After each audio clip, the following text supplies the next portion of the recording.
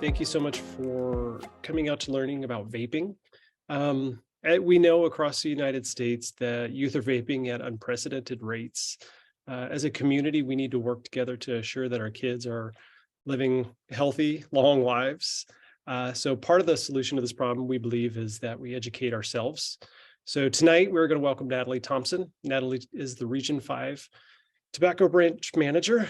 She brings with her a wealth of knowledge and experience. So I'm going to pass this to her, and thank you so much for joining us. Thank you, Rob. Good evening, everyone. My name is Natalie Thompson, and like Rob said, I am the Region 5 Tobacco Prevention Manager. And what that means is that I support and promote policies and programs to help prevent tobacco use and to help treat tobacco use. And I do that in 8 counties in central North Carolina. And Chatham County is one of those counties, which is why I was invited to talk to y'all tonight. I can't promise that I know everything there is to know about vaping, because if you have probably already realized that this is an industry that is fastly growing. Oftentimes I find that when I'm talking to middle and high school students, they might know things that I don't know. And so I'm going to do my best to kind of break down what is in vapes, why they might be problematic or not, or harmful for young people, how to talk to young people about vaping, and then some resources to help treat young folks who are currently struggling with vaping, to help them to quit. So I'm going to share my screen because I have a PowerPoint for y'all, and hopefully we will. Okay, everybody see that okay? Yep. Awesome, thank you. Okay, so I wanted to make this a little bit interactive. I don't know if you all have the chat function. If you do, I would like you to rank yourself, 1 being not confident at all and 10 being very confident. How confident are you in talking with young people about vaping or about tobacco use? Not at all confident would be 1, 10 would be, I feel completely comfortable talking to young people about tobacco. If you all want to enter your number in the chat, that would help out.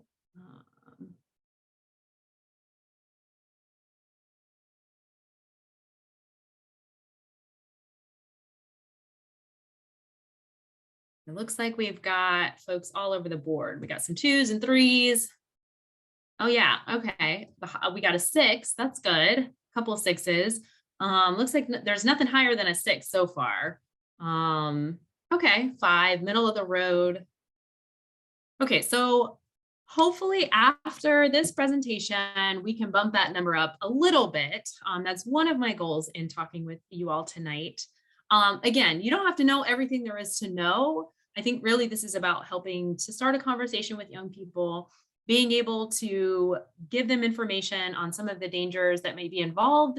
And ultimately, even though sometimes it can be hard, we know that folks have to make their own decisions about what they do with the information that they give them, even when they're teenagers. But we want to give you all the information that we can to help you have that conversation with the young person in your life.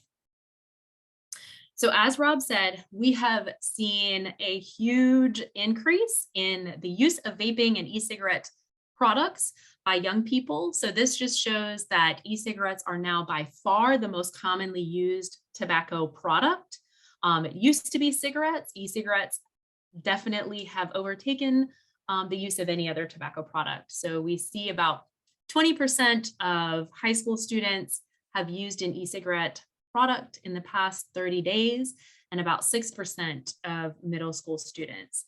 And this is actually, this data is a couple of years old, so we'll be getting some new data pretty soon. But I expect to see about similar rates among students now. We've also seen a big increase just in the last couple of years. So starting in 2017, we saw kind of a jump after it had leveled off a little bit. And that coincides with when products like Juul came on the market, right? So Juul, Puff Bar, these products that have become very popular among young people. This is right around that time when those products came on the market. And we're going to talk about why it is that we've seen this big jump, especially related to these specific products. So the Juul type products. But what we know is that there is this kind of sharp increase that we've seen in the last couple of years. The other thing to know, and I honestly, I've kind of given up on trying to stay completely up to date on all the vaping products that are out there. I mean, there's literally thousands of flavors. The products are constantly evolving in what they look like. So we see a lot of these like USB looking, very sleek, skinny type designs that don't even resemble cigarettes anymore, or different kinds of shapes and all kinds of ways that e-cigarettes are coming onto the market. And the way that they look is oftentimes meant to disguise them so that young people can use them. And it's difficult to identify them as an e-cigarette.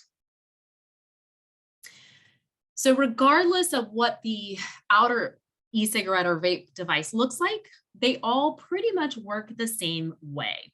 And this outline kind of shows you how your basic e-cigarette product works. So all e-cigarettes have a battery, a microprocessor, okay, and you can see metal coil. That coil is what is used to heat up the liquid that is contained in the cartridge, either disposable, replaceable cartridge, or sometimes the cartridge is thrown away with the entire e-cigarette device. But there is a liquid inside there that this little coil heats up, and then it turns it into a vapor, which allows it to be then inhaled. So regardless of what the outer e-cigarette looks like, they all kind of work in the same way. Okay, so throughout this presentation, I'm going to have some quiz questions for y'all just to try to keep this participatory. And this is the first question that I have for you. All of the following are possible ingredients in vape juice or e-liquid. That's the liquid that's heated up into the vapor and then inhaled. All of them are possible ingredients except which one? So nicotine, propylene glycol, CBD from marijuana, water vapor, or flavors. And I'm going to talk about what each one of these things are in a second, but I wanted to get a sense of what you all know about what's included in e-liquid or vape juice. So which one of these is not a possible ingredient? And you can enter Water your vapor. answer in the chat. Yeah. Okay, Brandon, you definitely got that one correct. So this one, hopefully everybody knows this by now. When I first started giving this presentation a couple of years back, nobody knew the answer to this question. And the vaping industry has named their products vape because they want you to think of water vapor. They want it sort of connects to a very innocuous, a very harmless thing. But the reality is that we know that water vapor is not in vape products. Vape products are made up of chemicals, and each one of these chemicals, nicotine, propylene glycol, CBD, is a possible ingredient. It's not in all of vape products. And the flavorings, all of these products are possible things that can be put into e-liquid or vape juice and heated and then inhaled. So I'm going to talk about what each one of these ingredients are in a minute. But the first thing I want to ask y'all is, are these ingredients in the vape juice or devices or, the e-liquids, are they FDA approved? So the propylene glycol, the flavors, the chemicals that are put in the vape juice, what do you all think? This is a yes or no. Are they FDA approved or not? Yes or no? Like we have a lot of no's. Okay. Okay. So this question, I got to be honest with y'all, is a little bit tricky. Yes, JK, no. Okay. This question is a little bit tricky. So I'm going to tell you a story about when I went to a vape shop for the first time. This is before I was working in tobacco. I had been a smoker for many years. I had quit smoking and I'd heard about vaping as an quote alternative. We'll talk about why that might not be the best alternative for smoking. I'm talking to the person in the vape shop and they say all the ingredients in our vape products are FDA approved for consumption and they are generally considered safe. And so I was led to believe that they were safe. And this is what a lot of the claims in the industry is based on. So what's important to understand about this is that the flavors and additives in vape juice and e-liquid are FDA approved. So the person that I talked to in the vape shop was correct. But they are FDA approved as food additives, right? So what that means is that all of those flavors and the propylene glycol and the vegetable glycerin and all the things that they put into that liquid to vaporize it and all of the fun flavors, like I mentioned, all of those things are considered safe to be put into food. But lungs are not stomachs, right? So when I take something, I have a little soda right here that I've been sipping on. And it's a strawberry lemonade soda, right? It's got some flavors in it. When I put that in my body, it goes through my digestive system. And that is a very different thing than taking this same strawberry lemonade soda and expecting that I can heat it up and then put it into my lungs, right? So another example of that, if you all have ever heard of popcorn lung, this is an example when microwave popcorn, which has diacetyl, which is a buttery flavor that is perfectly safe to eat and put on your microwave popcorn, and it's super delicious. There were factory workers that were working in a microwave popcorn factory that were getting this terrible lung disease that's now called popcorn lung, because when you breathe in diacetyl at a high temperature, it's incredibly toxic to your lungs, right? So it's the same reason why, again, my soda may be safe to drink, but that doesn't mean I can inhale it. My lotion may be safe to put on my skin and FDA approved as safe, but it doesn't mean I can eat it. And so it is important to understand that oftentimes what's being sold as safe and non-toxic is based on the fact that these products contain ingredients that are FDA approved as food additives. Okay, so what are the ingredients that I just listed that are possible ingredients in vape juice? So first of all, we have nicotine. Nicotine, if you're not familiar with that, that is the addictive chemical that is found in tobacco. It's also found in other plants, but it is most highly found in tobacco. It can also be created in a lab. So we have synthetic nicotine products that are currently being marketed as well. But what's important to know about nicotine is that it's highly addictive. It's what keeps the person coming back for more. Propylene glycol is another chemical that I mentioned in that list. It is a food additive, and the propylene glycol in vape products and the vegetable glycerin, these are two chemicals that are put into vape juice because it helps it become an aerosol so that you can inhale it.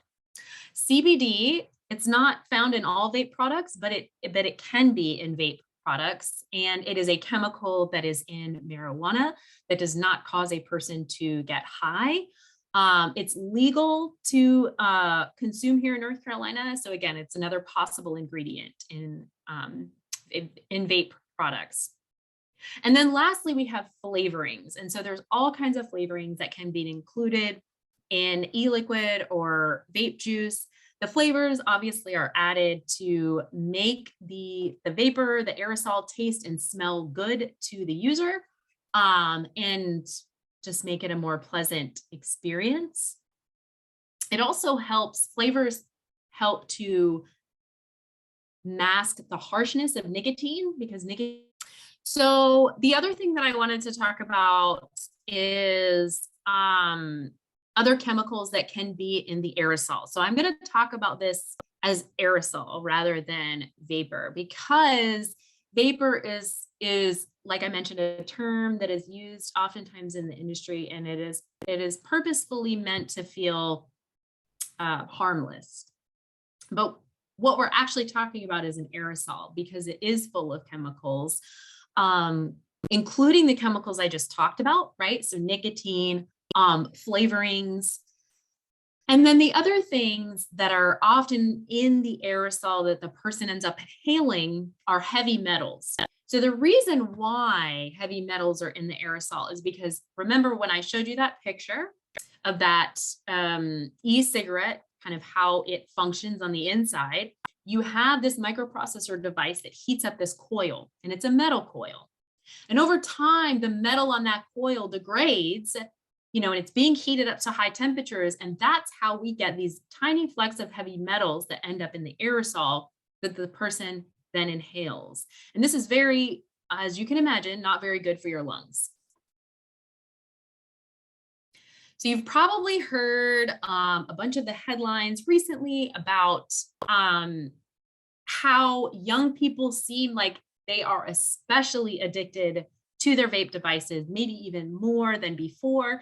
And I mentioned to you how we've seen this uptick in the last couple of years in the number of folks or the number of young people that are vaping. So part of the reason why we're seeing higher levels of addiction among young people is the introduction of nicotine salts in vape devices. So this started with the Juul device in 2016. And nicotine salts, well, let me explain freebase nicotine, which is what occurs in the tobacco plant, what occurs in other plants. So freebase nicotine is an addictive substance that occurs in tobacco and other plants, and it is highly addictive. But freebase nicotine is, like I mentioned, it's very harsh. It's very basic. It's very alkaline for anyone out there who's into chemistry. And so you can only have so much freebase nicotine in a cigarette, for example, or in a vape product before it becomes so harsh that it's unpleasant. Even with the addition of flavorings, it's just too harsh to take into your body. And so there is a natural cap to how much freebase nicotine you can put in a product before it just becomes unusable. So what Juul did is they discovered something called nicotine salts. It just takes your freebase nicotine, it adds an acid to it. And what that does is that it brings it more to a neutral pH, which makes it less harsh. So you can have higher levels of nicotine salts in a product. You can inhale a lot more nicotine in a product that's nicotine salts than you can in the freebase nicotine. So after Juul found this out with nicotine salts, they found out that they could create something that was less harsh to inhale and therefore put higher levels of nicotine than would normally be tolerated. All the other companies started using nicotine salts as well, because it's taking a product that has a very addictive substance like nicotine and allowing that user to use higher levels of nicotine, which means they're going to keep coming back and wanting that product. It's going to make it more addictive, right?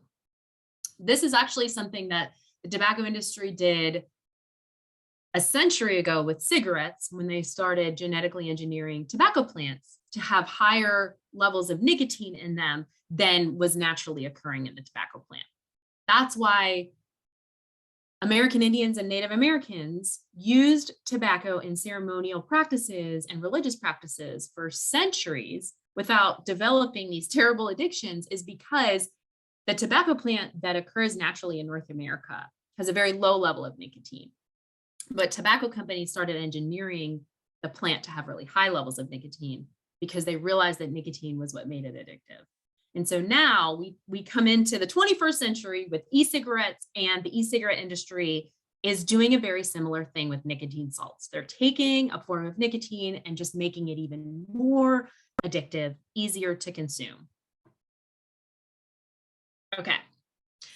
So my next quiz question is, our brains are still developing until approximately what age? So is it 18, 35, 25, or the start of puberty? What do you all think? Enter your answer in the chat.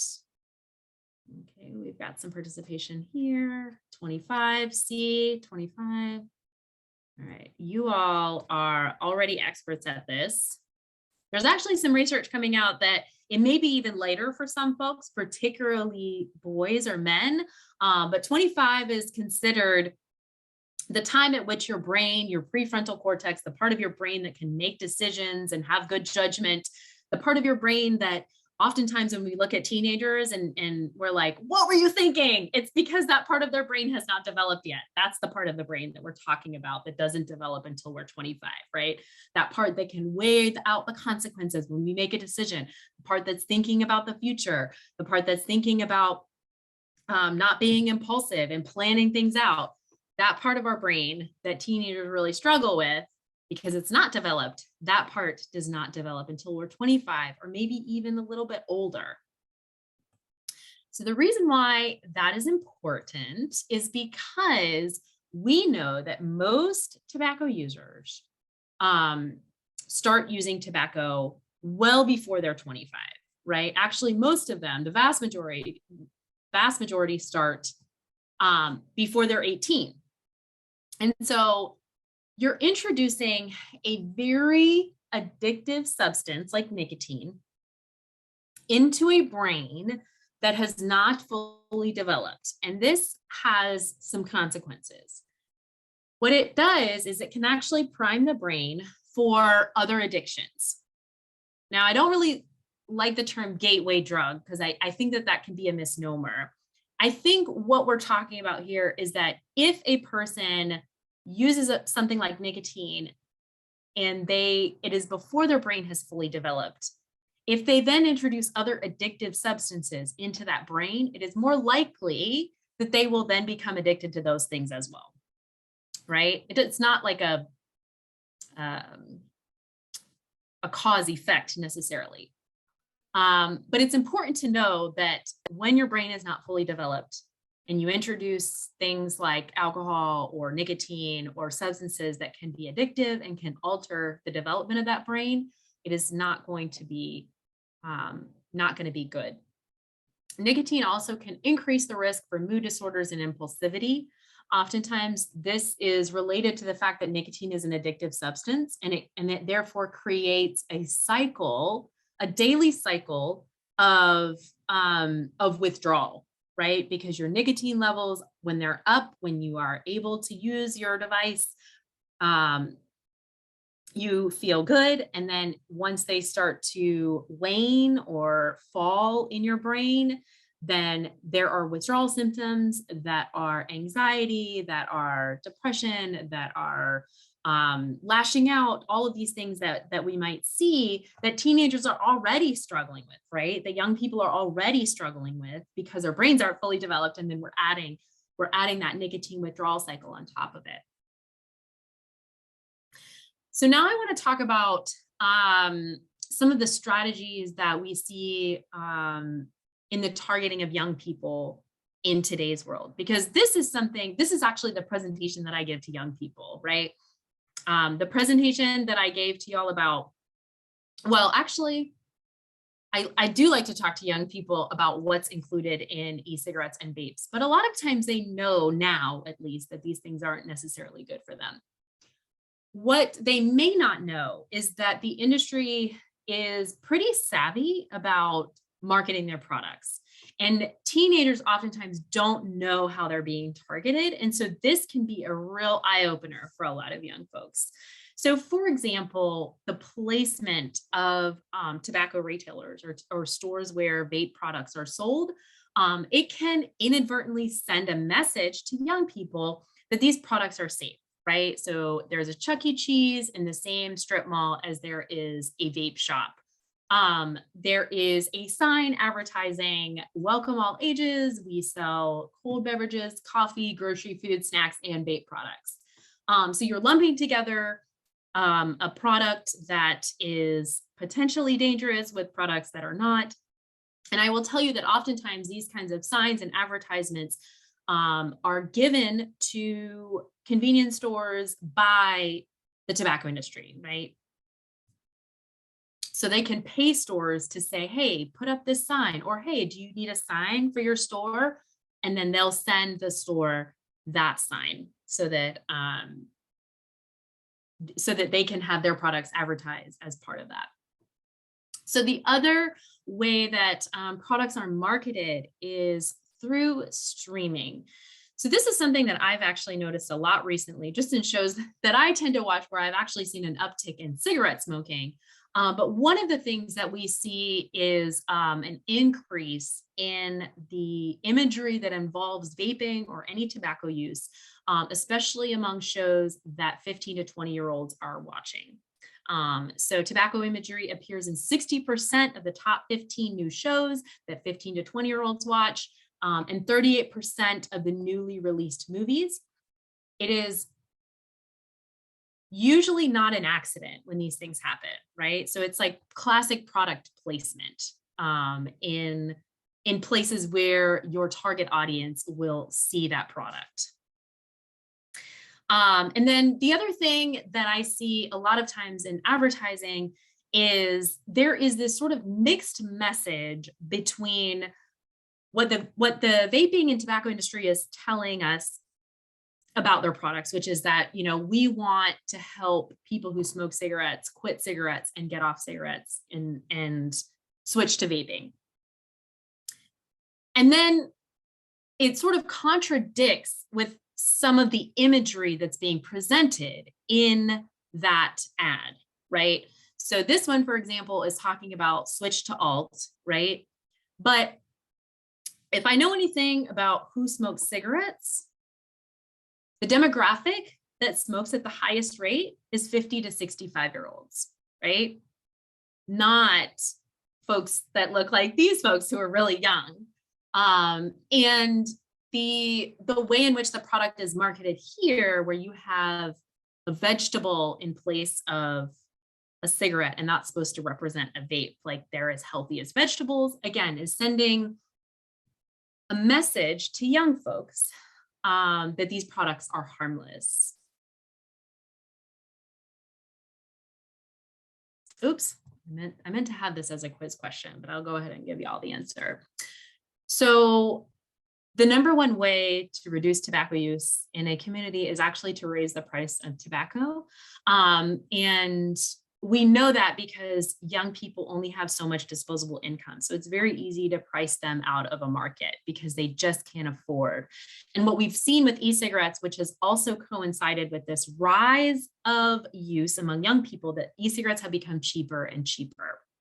So this graph is just, it's a little bit outdated, and obviously it is mapping cigarette use with price, but is something that we've seen across the board as far as when price goes up, the youth use of that product will go down. And North Carolina has one of the lowest taxes in the nation. I think we're ranked 49th for our tax on tobacco. And that's one of the reasons why we see such a high rate of youth tobacco use in our state. Okay, so I'm going to switch gears a little bit to talk about how do we talk to young people about tobacco, and how do we help to prevent young people from using tobacco in our communities? So first and foremost is the easiest thing to do is set a good example. Most young people that end up using tobacco products, it's because tobacco products were used in the home or were used around them, and that normalizes it. So when possible, set a good example by being tobacco free, right? I know that that's not always possible for folks, but I would encourage anyone who's struggling with tobacco use to utilize free resources that we have in our state. I'll talk about that at the end. And then also be really honest with the young person in your life about your struggle. So we want to make sure that we're talking about vaping and e-cigarettes and tobacco products because young people are seeing it, right? And so if we're not a voice with talking about what we know about these products, then they're going to get their information from somewhere else. So making sure to tell them how tobacco companies manipulate them. This is a message that seems to resonate with young folks because they don't want to feel manipulated, right? They think that they're using this product because it's rebellious, because it's adult, because it's something that makes them sort of more grown up. And in reality, it is not that at all, right? It is a company trying to manipulate them to get money. And then ask them about their experience and what they see. Like I said at the beginning, oftentimes when I talk to young people, they teach me a lot about what's out there. And so I try to come to that conversation with humility because I don't know everything, you know, and I want them to teach me what's going on in your schools. What are you seeing? What do these products look like? What do you think drives young people to vape? That's one of my favorite questions to ask a young person because that kind of really gets at some of the deeper levels of the mental health crisis that we're seeing among young people right now. The fact that young people don't see a future for themselves. And so they're like, what's the point? It's bad for me. You know, and then we can really have a real conversation about, wow, that's a really terrible place to be. Not that that's necessarily going to solve the problem, but if we're not talking about it, then young people are just going to continue sort of suffering in silence. Making sure to let young people know about how nicotine harms the developing brain. I think this is important for any kind of substance. I used to work in drug and alcohol treatment and harm reduction and interventions. And with young folks, you know, regardless of how you feel about alcohol or cannabis or all of these other products that adults may be using, at the end of the day, it is harmful for a developing brain to use a product like nicotine or like, you know, fill in the blank. And then making sure to keep it honest. So like I mentioned at the beginning, the best thing is to be tobacco free and to set a good example. And if that's not possible for you, or for example, like I said, I used to be a pack-a-day smoker. I'm going to be honest and not lie about my experience. But I also want to make sure that I'm not glamorizing using products or minimizing the struggle that I had or the struggle that I see other people have when they become addicted to something, right? And so just being really honest with folks about, or with young people about that. Some other key points that I like to keep in mind is making sure that young people know that the chemicals in e-cigarettes are dangerous when inhaled. We don't know the full extent of the dangers yet. And so making sure that they understand that just because this, you know, cinnamon flavor is okay in my gum doesn't mean I can heat it up and put it in my lungs. Remember to tell them about nicotine and the harm that it does to the developing brain. And reminding them that tobacco companies and want you to think that vaping is harmless, because at the end of the day, that they can get a lifelong customer out of that. One thing that comes up, and I didn't cover this in the last presentation, and I regret that because a lot of times, like I said, vaping and e-cigarette use is marketed as an alternative to smoking, as a way to quit smoking. And so I really do want to dive into this question with you all because this is something that's coming up more and more. The reality is that there are few things in this world that are more toxic than inhaling cigarette smoke because it just is a ton of terrible chemicals in it. And so the truth is that vaping may be less harmful than smoking, right? It's not really saying a lot because again, like you are literally breathing in carbon monoxide and a ton of other harmful things when you breathe in cigarette smoke. And so to say that something is less harmful than smoking, again, it's not saying a lot, but the reality is that vaping may be less harmful than smoking.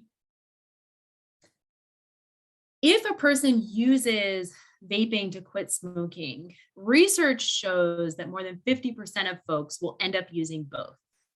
So they end up using the vape or e-cigarette device and also smoking occasionally. And what that ends up meaning is that they're getting both the toxic elements of the cigarette and the toxic elements of the e-cigarette. which have been shown to have differing effects on the lungs, right? So they both have toxic chemicals in them, but they're different toxic chemicals. So that is a very unfortunate situation that I see happen a lot with folks that use vaping to quit smoking. We also know that most of the vape devices out there contain nicotine salts, and those tend to be more addictive, like I mentioned, than the freebase nicotine that you would find in a traditional cigarette. And so because of that, we see folks end up taking in a lot more nicotine when they switch to vaping than they would if they were smoking a cigarette. So for that reason, I would not recommend vaping as a way to quit smoking. That is not, and I understand like folks who may have struggled with quitting before, but oftentimes what we find is that using a combination of medications and counseling, and by medications, I mean patches and gum, Chantix, the other FDA approved medications, oftentimes folks may have not tried that combination before of using medication plus counseling. It's now recommended to use medications for up to 6 months if you're trying to quit. And so really giving it that, approaching it that way versus switching to vaping would be my recommendation. So this has come up a couple of times. The UK Royal College of Physicians recommends vaping as a way to quit cigarette smoking. So an important thing to understand about this is that the situation in the UK is very different. And this has come up in a number of my presentations, so I try to address it head on now, is that e-cigarettes and nicotine in the UK are very tightly regulated. So the e-cigarettes that are currently being sold there are actually regulated by a medical healthcare agency. And they're only allowed to contain certain ingredients. They're only allowed to contain certain levels of nicotine. And that is absolutely not true here in the US, right? And so for that reason, if you are in the US, if you are using vape devices here in the US, I would not recommend using them as a way to quit smoking, even if that is true in the UK, simply because we don't have a regulatory system the way that they do. So I hope that makes sense to y'all, because that was something that came up the last time. Okay, so now I want to switch to talking about some of the resources that are available for young people specifically. Here in North Carolina, we do have a free text-based program specifically for young people. It's called Live Vape Free. And it's designed for teenagers ages 13 to 17. And they can enroll in the program simply by texting Vape Free NC to 873-373. And once enrolled, there is a wide range of media that is available to them, videos, quizzes, self-assessments, podcasts, and then they can also chat via text with a quit coach anytime about situations that they may be facing, struggles, triggers. And so that's something that's available for free to young people here in North Carolina who are struggling with vaping. Okay, so I did not include this in my presentation, but I also wanted to plug the North Carolina Quit Line for any adults who are struggling with tobacco use, anyone who is 18 and over, who's using any type of tobacco product, whether it's vaping, cigarettes, any kind of smokeless tobacco. The Quit Line is a free service available to all North Carolina residents. You can call 1-800-QUIT-NOW and get enrolled in that program. They also offer free nicotine patches and gum sent to you at your door as part of that program. Everybody qualifies for at least 2 weeks of nicotine patches and gum if they call the Quit Line now. Some folks might qualify for more depending on your insurance.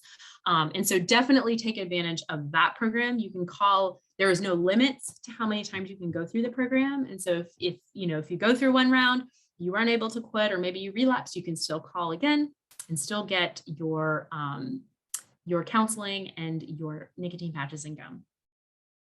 So now I want to check the chat to see if we have any questions. Okay. It looks like a couple of people, yes, people do use nicotine to self-medicate to manage their mood disorder. So that is actually a really great, great point that I did not address here, is that the tobacco industry actually has marketed their products as helping folks that struggle with behavioral health issues, right? So depression, anxiety, schizophrenia, bipolar disorder. And in reality, what the research is now showing is that folks who struggle with those things that are able to quit using tobacco products experience lower levels of symptoms, experience less stress. And the reason why is because when you are in that cycle of nicotine addiction throughout your day, I think I mentioned this before, you're constantly going through varying levels of nicotine in your brain. And that can cause short periods of your day of withdrawal, which tends to increase your stress level during those times. And so what we see with folks who have behavioral health issues is that overall their symptoms, and oftentimes they can reduce their medications if they're able to quit using tobacco. What we know, though, is that it can be harder for those folks to quit.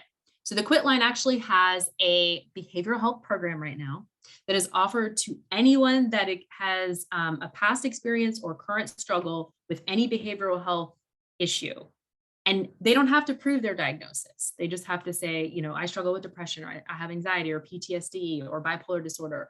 And they automatically will get enrolled into the program. When they are enrolled in the program, they get 7 counseling sessions for free. Plus, they automatically get 12 weeks of nicotine patches and gum sent to them. So that's a special program for folks who struggle with some of those mood disorders, because we do know that those folks may have a harder time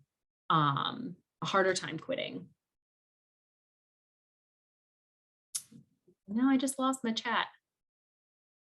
I know there was some other questions in there. Rob, do you have the other questions and comments there before I do my final question? Yeah, I do. So we had someone ask about smokeless tobacco products versus vaping to quit smoking.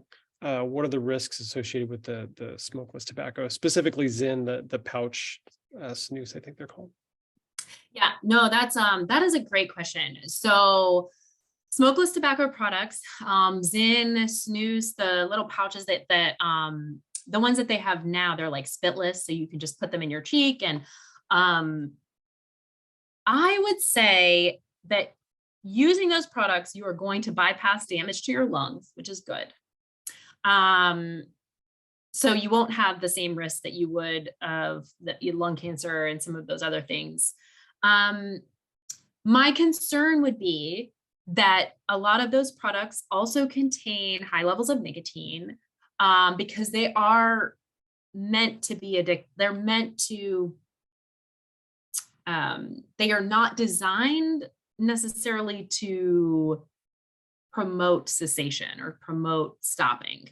And so a lot of those products contain synthetic nicotine or higher levels of nicotine than you would find in a nicotine gum or lozenge, for example, that is meant to help you stop using. I don't know if that, so I would say that it's probably going to reduce some of the toxic effects that you would get from an e-cigarette, which is good. And I would worry that you might be getting other toxic chemicals because it's not a product that's regulated by the FDA, like nicotine gum and lozenges, for example. And so, yeah, so there was another statement question about, is the government monitoring these companies since they are targeting youth? Yeah. So right now the FDA is currently reviewing all of the authorizations for all of the e-cigarettes and vape products on the market right now. And so that process has taken a lot longer because of the pandemic. But the FDA is currently taking over the regulatory responsibilities of those products. And there is also a number of court cases that have happened. So North Carolina was actually the first to sue Juul for targeting to youth and for lying about their products, and won. So we currently have a settlement from Juul, and that's prompted a lot of other states to sue Juul and other e-cigarette companies that have specifically targeted youth. And so there is, through the courts, that's being addressed. So yes, the government is responding. They've been a little bit slow to respond, and hopefully the FDA will have some decisions about e-cigarettes that are currently on the market. The issue with that is that, the e-cigarettes that are already on the market are going to want to stay on the market. And if the FDA does take action, then we can expect that the e-cigarette manufacturer will then try to sue the FDA or try to take some kind of action against them. And so it could prolong that process of some of these e-cigarettes with the high levels of nicotine and the e-cigarettes that are marketed to young people. It could prolong the process of trying to get them taken off the market, or trying to get them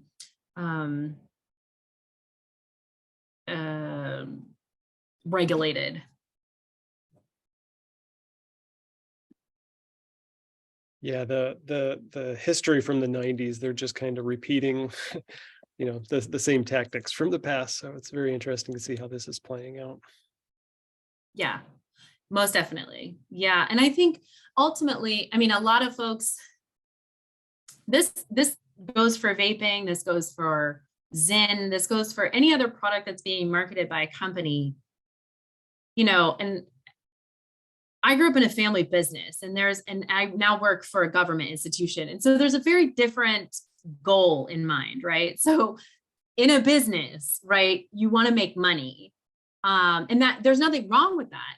I'm glad that my family had a family business, and I learned a lot. And in some ways I'm really grateful for that experience, but ultimately that means, that is the goal of the company with that product. Whereas with public health institutions, and I know that there might be some debate about this, ultimately, or the medical establishment, we are trying, our goal is really to try to protect people's health. And it's pure, the purest form, if you strip away a lot of politics and things like that. So I think when you kind of lay it out that way, I think it's important to remember that, am I going to believe this company, this advertisement, in the way that they're marketing this product versus thinking about, what healthcare professionals have to say about this. I'm going to ask you again how confident you feel. If you want to put in the chat, how confident are you now feeling in talking with young people about tobacco, about vaping or tobacco use? And so 1 is not confident at all. 10 is very confident. What are y'all's numbers? You want to give me an example, or give me okay. 7, 7, 8. Okay. This is very helpful. Good. Okay. Definitely better. 7-ish. I like the ish. Okay. We didn't get any 0.5s. Last time we had a couple of 0.5s. But that's good. That's good to know. It sounds like at least you feel like maybe you have a little bit more to work with when talking about this, maybe a little bit more familiarity with the topic. And that's really all that we can hope for out of a session like this. 5 now, better. Okay, great. All right, so any other questions or comments? We have a pretty small group, so if you wanted to come off mute and ask something or make a comment, I am definitely open to that. We do have a question in the chat. At what age do most kids begin seeing vapes in schools? I can, I Well, can yeah, answer. maybe you can take that one.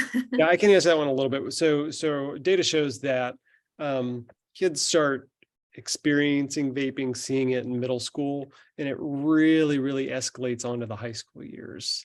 From kids that are trying it to using daily or using frequently. So um, 10th grade year seems to be 11th grade year seems to be a peak when we're seeing the highest students that use frequently. But they're exposed to it, just like cigarettes, early on by family members. But that's kind of what the data shows.